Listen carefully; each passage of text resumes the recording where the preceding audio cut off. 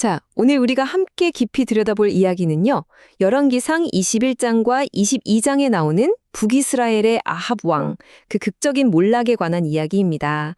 그의 삶을 통해서 죄와 심판, 그리고 그 가운데서도 나타나는 하나님의 자비와 섭리가 우리 역사 속에서 어떻게 이루어지는지 생생하게 따라가 보겠습니다. 이야기를 시작하기 전에 성경이 아합 왕을 어떻게 평가하는지 먼저 보시죠. 이보다 더 신랄할 수가 없습니다. 자신을 팔아 악한 일을 한 사람. 바로 이 구절이 앞으로 펼쳐질 모든 비극적인 사건의 서막이라고 할 수 있습니다. 아합은 스스로 악을 선택했고 그 배후에는 늘 아내 이세벨이 있었죠. 자, 그럼 본격적으로 열왕기상 21장으로 들어가 보겠습니다. 여기서는 한 왕의 어떻게 보면 사소해 보일 수 있는 탐욕이 어떻게 하나님의 무서운 심판이라는 거대한 불길로 번져가는지 그 과정을 보게 될 겁니다. 이 모든 갈등의 시작점을 보면요. 이건 완전히 다른 두 세계관이 정면으로 충돌하는 것과 같아요. 한쪽에는 조상에게 물려받은 땅을 지키는 것이 곧 하나님의 율법을 따르는 것이라고 믿는 나봇이 있고요. 다른 한쪽에는 그저 자기 궁전 옆에 있는 포도원이 예뻐 보인다는 이유로 그 개인적인 욕망에 사로잡힌 아합 왕이 있는 거죠. 여기서 아합의 반응을 보면 정말 기가 막힙니다. 아니, 이 사람이 정말 한 나라의 왕이 맞나 싶을 정도예요. 원하는 걸 갖지 못했다고 토라져서 침대에 드러누워 식사까지 거부하다니요. 이건 강력한 군주의 모습이 아니라 떼쓰는 어린아이와 다를 바가 없죠. 그의 미성숙함과 탐욕이 얼마나 깊은지를 적나라하게 보여주는 장면입니다.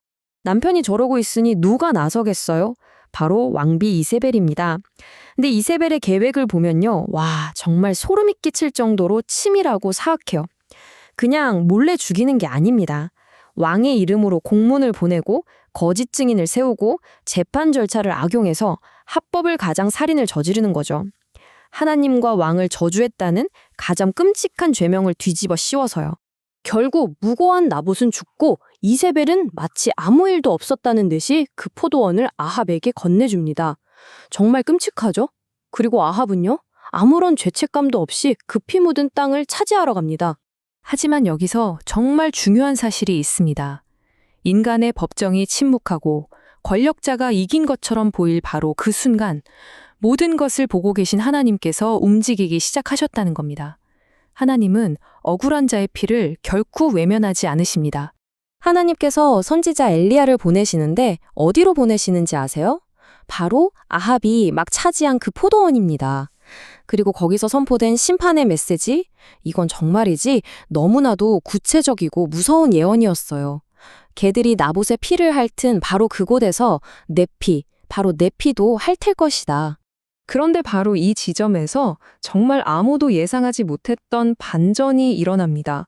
그 악랄했던 아합 왕이요, 글쎄 이 심판의 메시지 앞에서 저항하는 게 아니라 완전히 무너져 내리는 겁니다. 옷을 찢고 금식하면서 하나님 앞에 자신을 낮추며 진심으로 회개하는 모습을 보여요.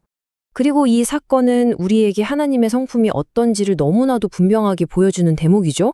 아무리 큰 죄를 지었어도 진심으로 자신을 낮추고 회개할 때 하나님께서는 그 진노를 거두시고 자비를 베푸신다는 것. 물론 심판이 아예 없어진 건 아니에요. 하지만 하나님은 말씀하십니다. 그의 시대에는 이 재앙을 내리지 않겠다. 심판의 집행을 미뤄주신 거죠. 자, 이제 시간은 흘러서 열왕기상 22장입니다. 잠시 미뤄졌던 그 심판이 결국 하나님의 말씀대로 어떻게 정확하게 이루어지는지 그 필연적인 결말을 함께 확인해 보시죠. 연년이라는 시간이 흘렀어요. 아합 왕이 이제 아람과 전쟁을 하려고 하는데 또다시 선택의 순간을 맞이합니다. 한쪽에는 400명이나 되는 선지자들이 있어요.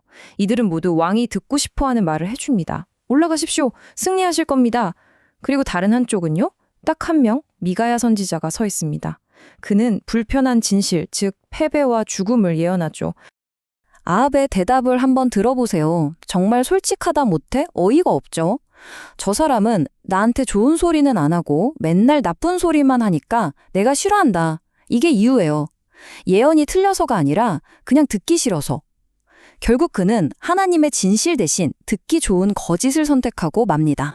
아합은 자기가 하나님의 예언을 피해갈 수 있다고 생각했던 모양이에요. 그래서 아주 비겁한 꼼수를 쓰죠. 동맹국 왕인 여호사밧에게는 왕의 옷을 입혀서 표적이 되게 만들고 자기는 일반 병사처럼 변장해서 슬쩍 숨어 들어갑니다.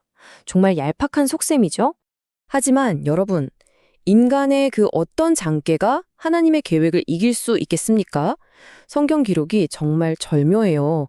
한 사람이 무심코 활을 당겼는데 그 화살이 정확하게 변장한 아합 왕의 갑옷 틈새를 꿰뚫었다는 겁니다.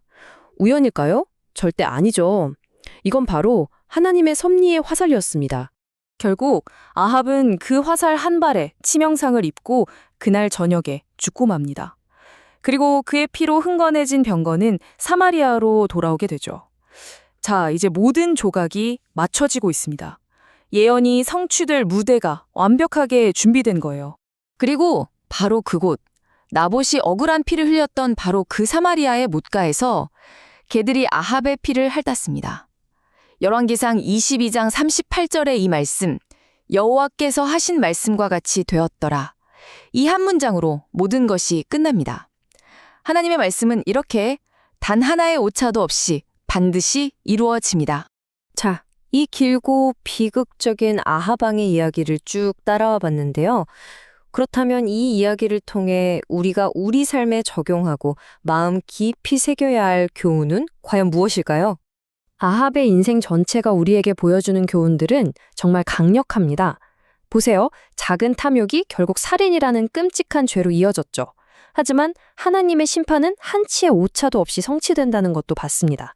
동시에 그런 무서운 심판 중에도 진심으로 회개하는 자에게는 하나님께서 놀라운 자비를 베푸신다는 희망도 발견했고요.